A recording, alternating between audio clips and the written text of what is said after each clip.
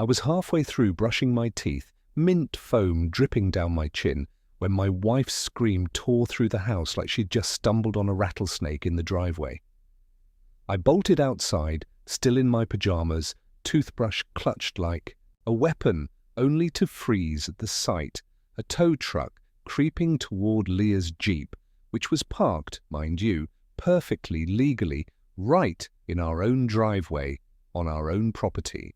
And there, strutting like she owned the neighborhood, was Karen, our HOA president, decked out in a reflective vest, waving a clipboard like she was directing a Hollywood blockbuster. Leah was already in full warrior mode, blocking the tow truck. Driver, and yelling, "This is my car! What do you think you're doing?" Karen, unfazed, locked eyes with me and declared, "It's being repossessed per HOA Article 7. Repossessed. I nearly gagged on my toothpaste. Not towed, not ticketed, repossessed. I stood there, stunned, because what Karen didn't know, what made this whole scene gloriously absurd, was that we still owned that Jeep, like, technically in inventory, because Leah and I run the dealership it came from. My wife's eyes were fire, but she kept her cool, waving her phone at the driver, who was starting to look like he'd rather be anywhere else. "This is private property," she snapped. "That Jeep is ours. Touch it, and I'll sue your company for every rusty bolt on that tow truck." The driver froze, caught in the crossfire of this HOA showdown. "Which city in the United States are you watching from? Drop a comment and share with us if you've had any run-ins with your HOA. We'd love to narrate your story on our channel." Karen waved her clipboard. "Proceed with the order. It's illegal under HOA guidelines." The driver looked between them, clearly realizing he had stepped into the middle of a suburban battlefield he hadn't signed up for. Meanwhile, I was trying not to laugh and scream at the same time. I didn't want to blow our cover too soon. Karen was the kind of person who thought authority came from volume and clipboard. I knew from past experience she never actually read the laws she weaponized, and that made what was coming even more beautiful. Just 24 hours earlier, Leah had decided to rotate one of our promotional vehicles from the dealership inventory.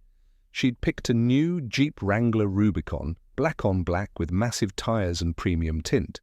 Technically, it was still part of dealership stock, just registered under our executive demo program, which gave us full legal ownership until final sale. So, when Karen slapped a violation sticker on it that morning, claiming it violated neighborhood rules about modifications, Leah had laughed it off. But now, Karen had gone full psycho and called in a third P-party tow, claiming it was an unauthorized vehicle. Leah tried to explain calmly at first that the HLA didn't have jurisdiction over vehicles parked on the owner's driveway when the property line clearly extended past the sidewalk. Karen responded by threatening to file a lien if we didn't remove it. Allen on our own house because of our own Jeep. What she didn't expect was that we were already prepared. This wasn't our first Karen rodeo. For months now, Karen had harassed us over everything from mailbox size to the shade of mulch Leah used in the flower bed. But this was beyond the pale. I grabbed my phone and called our dealership manager, Dave, who just happened to be in town and had a flair for theatric.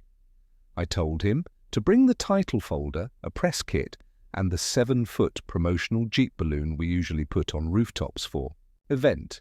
If Karen wanted a show, we'd give her a grand opening. While waiting, I tried to buy time with the tow driver, who was now clearly regretting his morning route. I offered him a donut and asked if he wanted to look at the registration. He glanced at Karen, who was now mid-all with someone she claimed was the regional compliance officer. Probably just her friend Barb from book club. I pulled him aside and said softly, "That Jeep belongs to the dealership. It's on executive inventory. If you touch it, that's felony theft." He blinked. "Dealership?" I nodded. "I own the dealership." "That Jeep's mine! Her name's not on any paperwork." His eyes widened, and he took 2 big steps back. Karen noticed and stomped over. She was furious that her power play was dissolving. "You have no authority here." She snapped at me. "This is an HOA matter. It's non-compliant. Oversized wheels, window tint, custom decals. Looks like a gangster vehicle. My neighbors have rights." I almost laughed out loud. A gangster vehicle? That Jeep was cleaner than a surgical table and newer than her acrylic nails. But I just smiled and said, "Actually, that's a promotional unit. It's on loan from our showroom. We own 7 like it." She looked confused, then annoyed, then dismissive. "You're bluffing." And then Dave arrived in his oversized Ram dealership tags, full suit, sunglasses, and a huge cardboard box. He stepped out like a lawyer entering court. "Morning, folks," he handed Karen a folder. "Here's the title. Legal proof of ownership, then matches, registered to our dealership. And here's a cease and desist letter from our legal department. If you try to remove this vehicle again, you'll be charged with attempted theft and HOA overreach." Karen stood there, blinking. Dave continued, "Also, for our records, I've brought a promotional banner." He opened the box and pulled out a massive sign that read, "Meet our newest off-road star, available now at Briarwood Motors." With a cartoon Jeep flying over a mountain and Leah's name on a tag labeled Executive Demo. Leah burst out laughing. The tow truck driver gave a thumbs up and started packing up. Karen sputtered something about unauthorized advertising and stormed back to her house, fuming like a toddler who lost her juice box. But the battle wasn't over. As Dave packed up, he looked at me and said, "You know she's going to try something. Worse now, right?" I nodded. This was just her opening shot. Karen never accepted public humiliation quietly, and the Jeep episode would only light a bigger fire. But this time, we had a plan. That night, as Leah and I sat on the porch, sipping coffee, we brainstormed the next step. We both knew Karen wouldn't stop until she had either our Jeep removed or our names blacklisted from the HOA. She'd dig into bylaws, invent violations, and harass us through official channels. But she didn't know we'd been collecting evidence, photos, emails, security footage, HOA board recordings, and one former board member who had recently hinted that Karen had some skeletons in her garage. As the sun went down and the Jeep sparkled in the driveway, I turned to Leah and said she thinks this is about the Jeep, but she has no idea what she just triggered. And just like that, the war began. Not over a car, but over power, entitlement, and the illusion of control. Karen picked the wrong family to mess with, and soon enough, the entire neighborhood would know why. The morning after the tow truck incident, the neighborhood was buzzing. Leah and I couldn't take a walk without getting stopped by someone asking, "Did she really try to repossess your Jeep?" Or, "I heard she called it gang-affiliated. Is that true?" Word had spread fast, and Karen's brazen stunt had officially crossed the HOA gossip threshold into legendary status. But the real problem wasn't what she'd done, it was what she was planning next. Karen wasn't the type to retreat in embarrassment. No, she was regrouping, rewriting the narrative, and preparing to come back with a vengeance wrapped in a policy manual. We didn't have to wait long. That same afternoon, a letter was taped to our front door in an envelope marked with the HOA seal. Lee peeled it open and read it aloud with theatrical flair. The letter was an official notice of non-compliance citing violations under Section 9 of the HOA guidelines. Alleged infractions included vehicle aesthetics inconsistent with community standards, potential commercial use of property, and unregistered business activity. I rolled my eyes so hard I almost sprained something. Karen had shifted from vehicle harassment to accusing us of running a dealership from our driveway. That accusation wasn't just ridiculous, it was deliberate. Karen knew the law enough to dance near the edge. If she could convince the board that we were conducting business on residential property, she might trigger zoning issues or even fines from the city. Leah handed me the letter with an exasperated snort and said she really thinks she's dealing with amateurs. We sat down that night and began building a timeline. Every incident, every email, every note from Karen, organized and logged. It wasn't just about defending ourselves anymore. We were preparing for a full-scale counter-offensive. The next day, I decided it was time to dig into the HOA's meeting records. Karen had been president for nearly 3 years, and her reign was marked by sudden rule changes, unexplained fees, and an uncanny ability to make people feel like rule breakers for existing. I filed a formal request to view the HOA meeting minute. Per state law, as a homeowner, I had the right to access any non-confidential board proceedings. Karen tried to stall me, of course. She replied via email that she'd get to it in 2 to 3 weeks due to backlog. That made me laugh. Backlog? There were only 57 homes in our development, and I knew for a fact the board met monthly with no more than 6 attendees, half of whom were Karen's poker friends. When I finally got the documents, thanks to a polite but firm letter from our attorney, they confirmed what I suspected. In the last year alone, Karen had pushed through a series of amendments to the HLA handbook under the vague label Community Enhancement Clauses. These amendments gave the HOA the power to issue aesthetic warnings, approve or deny driveway usage. Beyond 3 parked vehicles and imposed temporary usage restrictions for non-standard vehicle appearances. Basically, it was a series of Karen-written loopholes that allowed her to harass people under the guise of policy. The most outrageous discovery was that these rules had passed via emergency board votes, which Karen had signed off herself without full board approval. At least 3 of the members were missing from every single vote. I double-edge checked the board roster and noticed something else strange. 2 of the listed members had moved out of the neighborhood months ago. Their names were still being used to validate quorum. I cross-referenced public records and confirmed both houses had new owners. Karen had been forging compliance with outdated member signatures. Leah and I decided to visit one of the former board members, a woman named Jill, who now lived a few miles away in a nearby subdivision. We brought over coffee and explained what we'd uncovered. Jill wasn't surprised. In fact, she seemed relieved. She told us that Karen had pressured her to sign blank forms during her final weeks on the board, supposedly to help speed up minor rule clarifications. Jill admitted she'd been uncomfortable with Karen's tactics for years, especially her alliance with a local mechanic who conveniently towed every so-called non-compliant vehicle to his own shop and charged outrageous storage fees before release. Jill had even heard whispers of Karen receiving cash gifts or discounts in exchange for the referrals. That mechanic's name rang a bell. I remembered seeing it on the side of the tow truck from a few days earlier.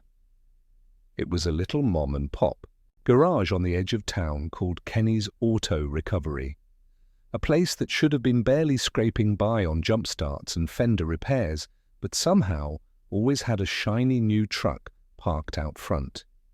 We decided to pay Kenny a visit just to observe. When we pulled into the gravel lot, I immediately spotted something off. Parked behind the shop in a fenced yard were at least 8 vehicles, some with HLA stickers still on the windows. A few had visible damage from being improperly towed.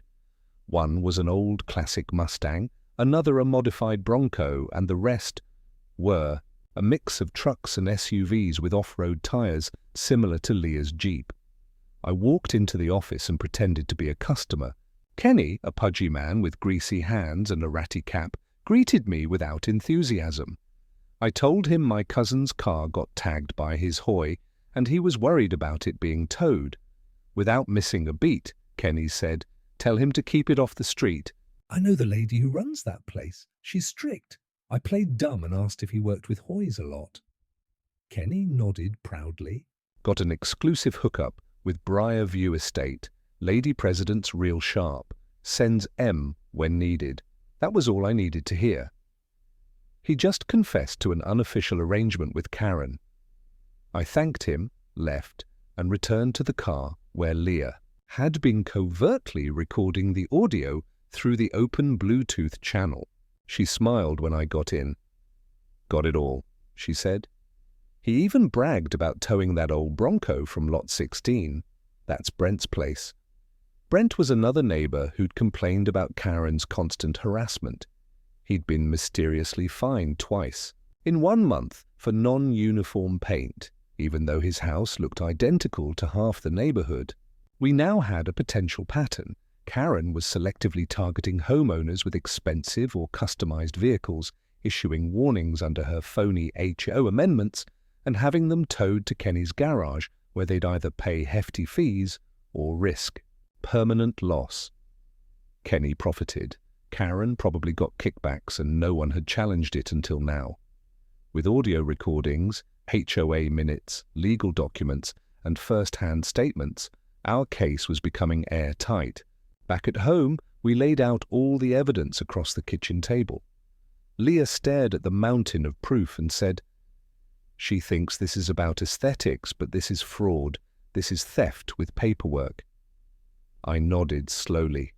We weren't just going to clear our names.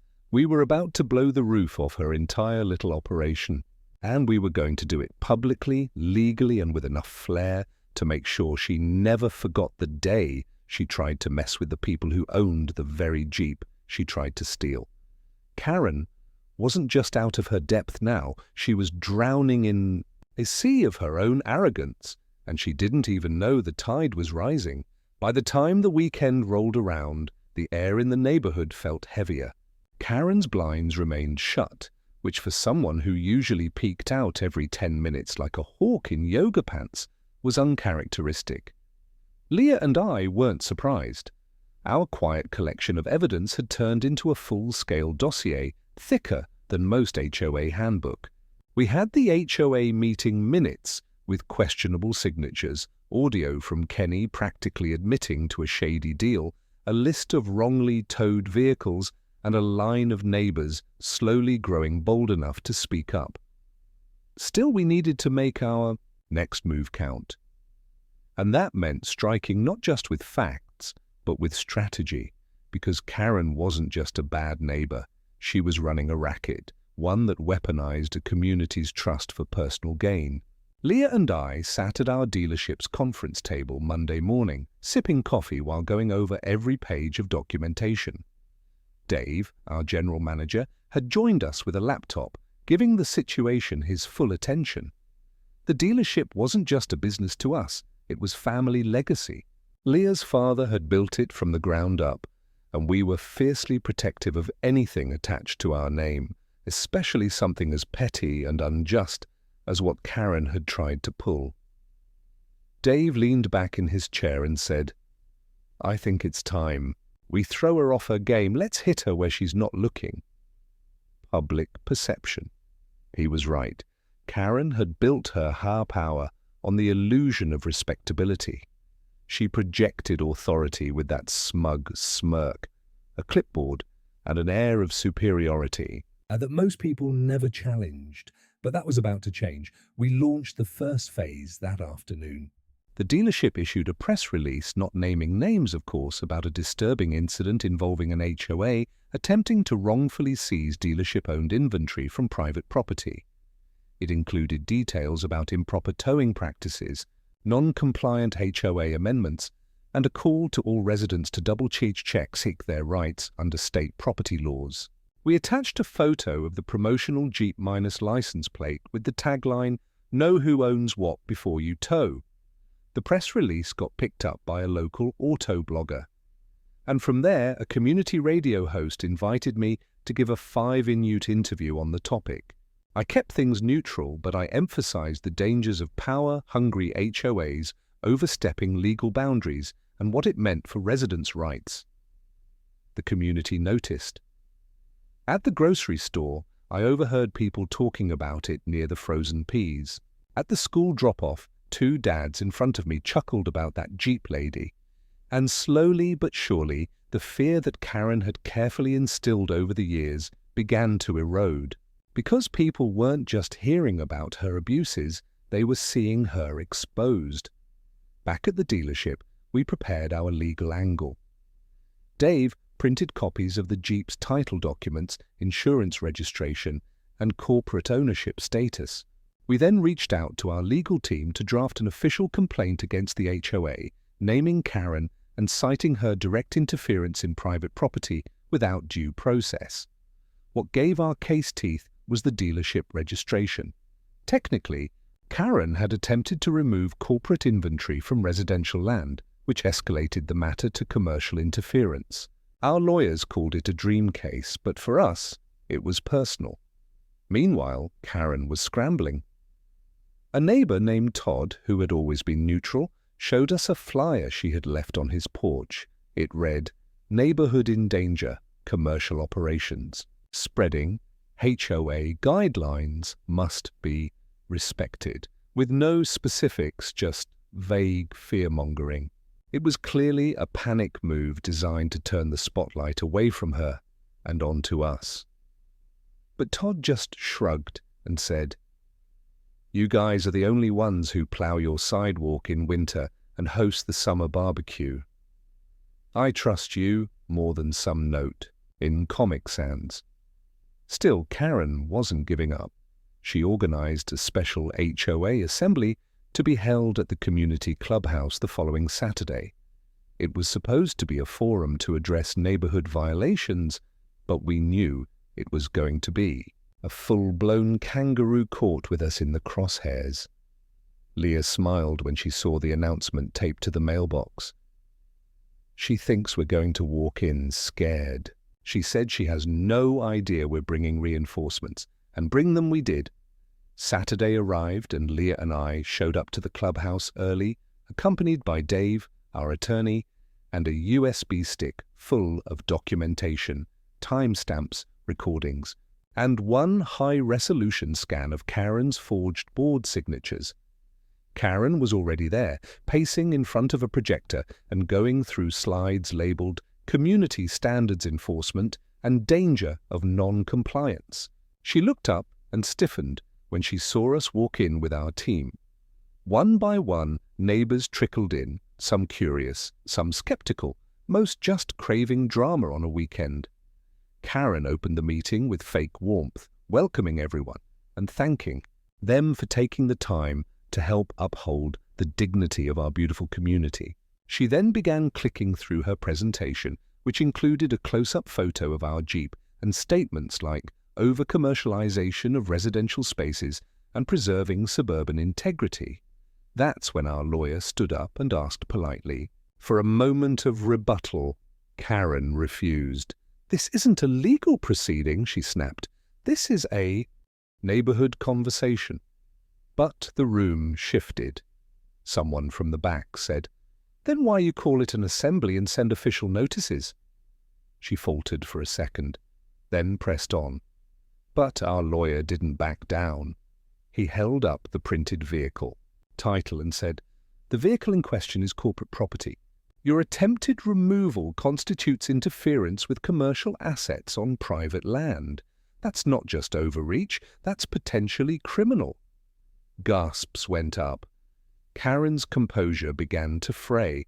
"They're twisting everything," she cried. "They're running a dealership out of their home." But Dave stood up and said, "Actually, we're not.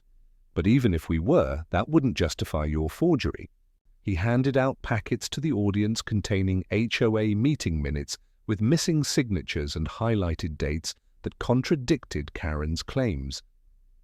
The former board member, Jill, stood and addressed the room, revealing how Karen had pressured her into signing blank forms and bypassed proper vote. At that point, it was over. The room turned. Even Karen's usual allies looked uncomfortable. One older couple stood up and asked how many other people had their vehicles unfairly towed. 3 hands went up, then 5. Then a woman tearfully described how her son's truck was towed days before he left for college costing them nearly $1,000 in fees. Kenny's garage was mentioned, so was the phrase kickbacks. Karen backed up against the podium like it might shield her from the truth. The attorney then calmly stated that a formal complaint had been submitted to the county regarding misuse of HOA funds, illegal rule amendments, and suspected fraud. He also confirmed that if further retaliation occurred, additional civil and criminal charges would be pursued. Karen muttered something about legal harassment and stormed out the side door, leaving behind her half-finished slideshow and the wreckage of her authority. The rest of the meeting morphed into something unexpected. The neighbors began talking, really talking, for the first time in years without the fear of HOA retaliation. They shared stories, frustrations, even jokes about Karen's legendary yardstick she used to measure grass height. Someone suggested forming a temporary board until a new election could be held. Leah was nominated by 3 different people before she even opened her mouth. And I couldn't help but laugh. The woman who had once been threatened over a Jeep was now being asked to lead the very HOA that tried to bulldoze her dignity. As we left the clubhouse that evening, the sky glowing in soft orange light, Leah looked at the Jeep and said, "We should name her." I smiled and said, "I think she's already earned it." We settled on justice because it wasn't just about the car anymore. It was about fighting back against people who think power gives them the right to trample others. And thanks to a clipboard, happy Karen and one very persistent wife, our little community had just been reminded what real leadership looks like. Karen might have stormed out of the HOA meeting, but the storm she left behind was only beginning. Her exit was supposed to be a show of indignation, but the reality was that it was her retreat. The neighbors had seen the truth in broad daylight, laid out on projector screens and printed packets, spoken aloud by witnesses who'd stayed quiet far too long. Her grip over the neighborhood, once ironclad through fear and passive-aggressive fines, had cracked. But Leah and I knew better than to celebrate too soon. Karen wasn't the type to disappear quietly. She would lick her wounds, regroup, and come back with whatever leverage she had left, louder, sneakier, and far more desperate. True to form, it only took 2 days for her next move. A certified letter arrived addressed to Leah. The envelope bore the HOA logo, but the return address wasn't the usual P.O. box. It was a private law office downtown. Leah opened it with a calm I envied, unfolding the neatly typed contents and scanning them line by line. Her expression never changed, but when she passed the letter to me, her eyes glittered with something between rage and amusement. Karen had hired a private attorney and was now alleging that Leah's Jeep had violated zoning ordinances by visibly advertising a commercial entity on residential property. She claimed the Jeep's dealership tag and small sticker in the rear window, which read Briarwood Motors Executive Loaner, constituted unlawful signage in a neighborhood she insisted that did not permit commercial display. The Jeep was essentially an unauthorized billboard. The absurdity of it almost made me laugh, but Leah didn't smile.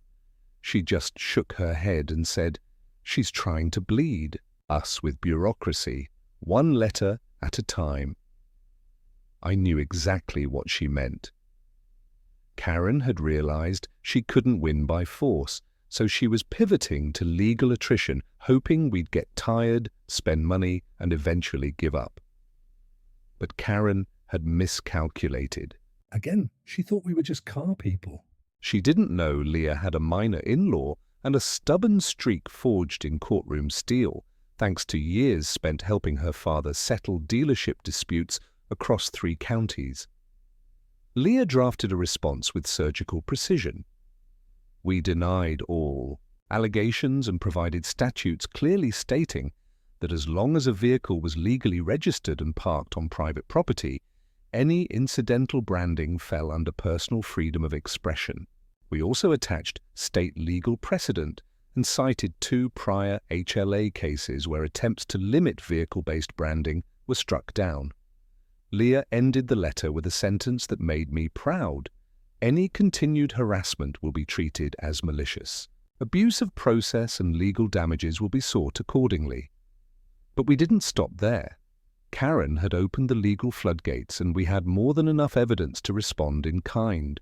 We filed a formal complaint with the Department of Community Affairs attaching all our collected documents, meeting recordings and affidavit.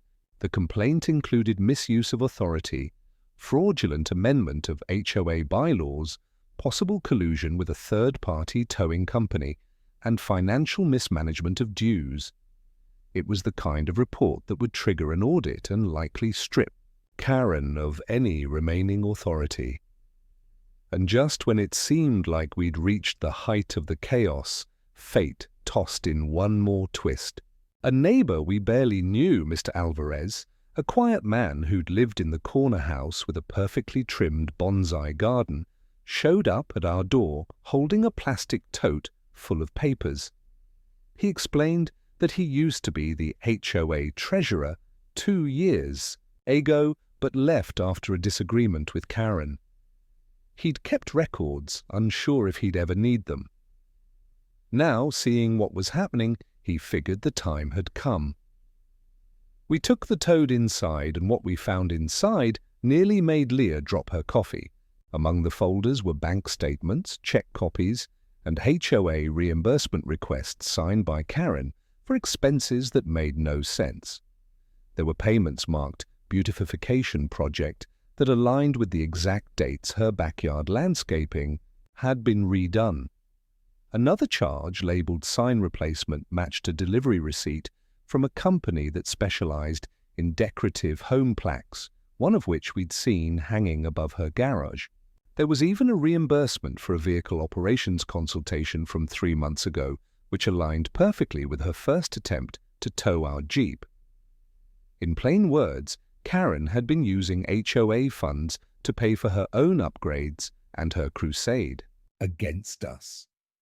Leah meticulously scanned everything into digital files and sent it to our attorney, who practically salivated at the potential charges. Embezzlement, misuse of HOA funds, fraud. This wasn't just petty HOA drama anymore. This was criminal territory. The legal letter that followed was concise and direct. We informed Karen that we had obtained financial records indicating clear misconduct and that we were preparing a civil suit. We offered one and only one alternative: full resignation from the HLA board, repayment of misappropriated funds, and a written apology to the community. She had 72 hours to respond. During those 3 days, the neighborhood held its breath. Karen's house was unusually quiet, her porch barren, her car absent. On the second night, someone anonymously posted on the community Facebook group asking if it was true that the HLA president had been stealing money. Within hours, the comments exploded. Brent, the guy whose Bronco had been towed, came forward with screenshots of Karen's emails to him. Another neighbor uploaded a photo of her SUV getting pulled by Kenny's tow truck with a caption that read, "Guess who signed?" off. It wasn't just a few voices anymore, it was the entire community. On the third morning, an envelope arrived by courier.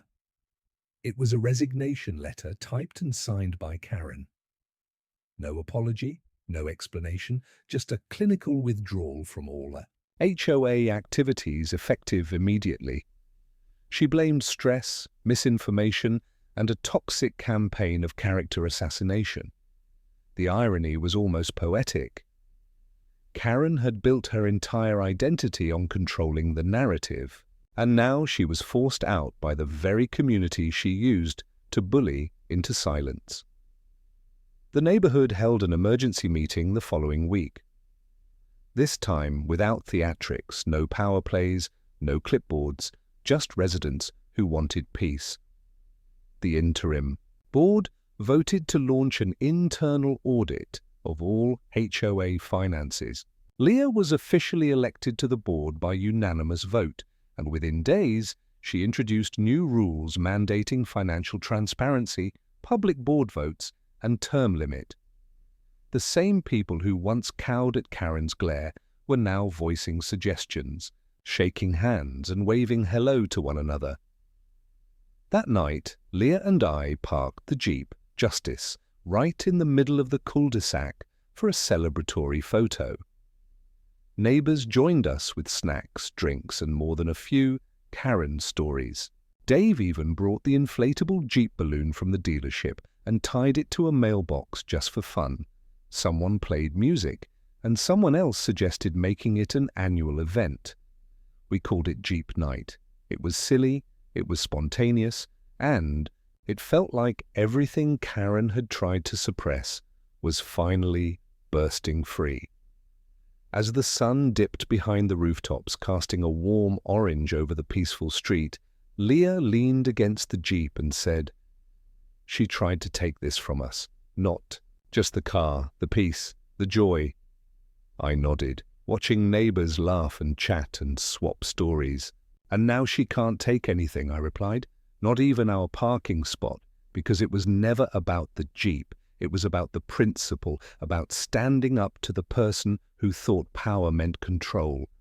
And now that power had changed hands, not with force, but with unity, truth, and one very determined executive demo on oversized tires." 3 weeks after Karen's resignation, the neighborhood felt transformed.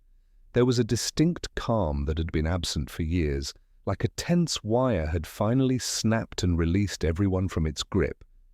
Front lawns were a little more relaxed. Kids played in driveways without being glared at. Neighbors actually spoke to one another instead of sneaking inside at the first sight of a clipboard. And there, parked proudly in our driveway like a trophy of war, sat the same Jeep Karen had Once tried to repossess. still spotless, still bold, still technically ours under the dealership's corporate account. The difference now was no one dared challenge it. Leah had wasted no time in her new HOA position. Her first act was to initiate a full forensic audit of all HOA financials for the past 3 years. With the help of Mr. Alvarez and a local CPA, they dug into every receipt, reimbursement, and expense authorization that had passed through Karen's hands. What they found confirmed what we already knew and uncovered even more. Karen had not only used HOA money for her landscaping and personal signage, but she'd also funneled small payments into fake vendor accounts, including one named K. Green Compliance Consulting, which just so happened to share a P.O. box with her nephew's defunct LLC. The audit triggered a secondary investigation by the county's housing authority, who had received our earlier complaint and now had enough evidence to open a formal probe into financial misconduct. Karen was served notice again, this time by someone with a badge and a file folder labeled Civil Liability Inquiry. She was officially being investigated for embezzlement with a secondary possibility of wire fraud depending on how the funds were moved between accounts. Leah didn't smile at the news. She just said it was never personal. She made it personal, and that more than anything defined the quiet power Leah now held. We decided to take things a step further, not for revenge, but for community healing. Our dealership launched a new campaign titled Drive with Dignity, offering discounts to residents from neighborhoods with overreaching HOAs who could show documentation of unfair fines, citations, or towing attempts. We thought it would be a small goodwill project. We were wrong. The campaign went viral. Within 5 days, the story was picked up by a regional news station. Their headline read, "Jep owners fight back, dealership battles HOA bullies with justice," and four-wheel drive. The story featured footage from our HOA meeting, a brief interview with Leah, and a shot of the Jeep parked out front with a giant red bow on top. From there, things took off. We started getting calls from reporters, community, blogs, and even a podcast that focused on HOA reform across the country. Leah did 2 interviews in a week, sharing her story and encouraging homeowners to read their HOA agreements line by line, challenge unlawful amendments, and never surrender to someone just because they carry a clipboard. She didn't rant. She didn't gloat. She spoke plainly, logically, and with quiet fire. That made her message even more powerful. Karen, on the other hand, tried to rewrite her role in the saga. An anonymous letter showed up in several neighbors' mailboxes, typed in all caps with phrases like, "They're lying for publicity," and "I was trying to protect the community." One neighbor said she saw Karen late at night, slipping envelopes into mail slots while wearing sunglasses and a hoodie. Nobody took her seriously anymore. Her credibility had been demolished by her own actions. She had become a neighborhood cautionary tale, someone people referenced when they talked about what happens when power goes unchecked. Meanwhile, the HOA's culture continued to evolve. Leah implemented a resident suggestion box, then formed a rotating committee of volunteers to help review neighborhood proposals. People were now participating in ways they hadn't dared before. Brent, the guy with the towed Bronco, helped organize a weekend car meet in the cul-de-sac. Just a friendly event to showcase some of the unique vehicles residents owned. Nobody batted an eye at decals or tire size. Instead, kids climbed inside Jeeps, dads compared engine mods, and even some of the older folks came out with lawn chairs just to enjoy the scene.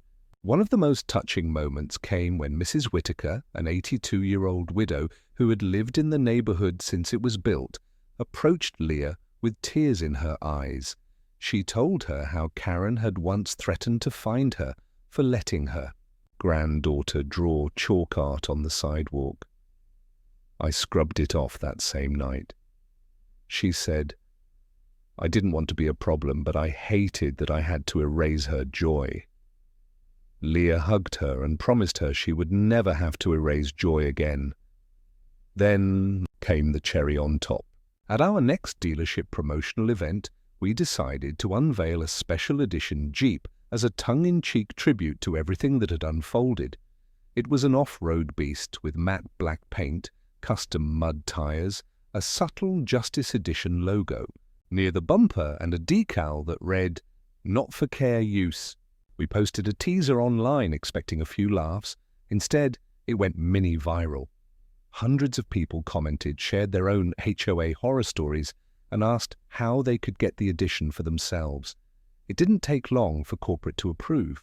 A limited run, and just like that, what started as a suburban battle turned into a regional product line. But for all the jokes, the headlines, and the campaign success, the best moment came quietly, one night after dinner. Leah and I were sitting in the driveway, watching the sunset paint the sky in burnt orange and dusty purple. The Jeep was parked. Beside us, the same one Karen had tried to drag away like it was a stray animal.